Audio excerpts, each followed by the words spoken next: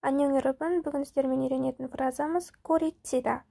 Соңғы кездері қандай драма қарамасам да, қандай видео қарамасам да осы фраза алдынан шыға берді. Сондықтан сіздерге үйретпесем болмас деп осы фразаны бүгін сіздерге алып келдім. Олай болса, келесі видеоларға назар аударайық. 꼬리치고 꼬실라고. 꼬리치고 꼬실라고. 그 친구 남친한테 꼬리를 치냐? 친구 남친한테 꼬리를 치냐? 내 남친한테 꼬리 치고 있었다니까? 선생님한테도 꼬리를 쳐?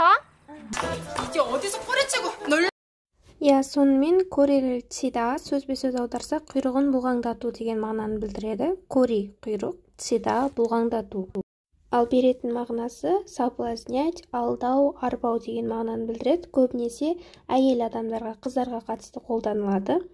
Негізінен сөзбе-сөз аударған кезде кәдімгі сүйкімді күшіктің, мысықтың құйрығын бұлғаңдату процесін білдіргенмен ауыспалы мағынада флиртовать, соблазнять мағынасын беретін айтылым. бүгінге осы видео ұнаса лайк басып пікір қалдыруды ұмытпаңыздар. 안녕. 왜 우리나라 말에 이런 표현이 있지? 꼬리친다. 이 말이 아주 범우주적인 표현이었던 거야.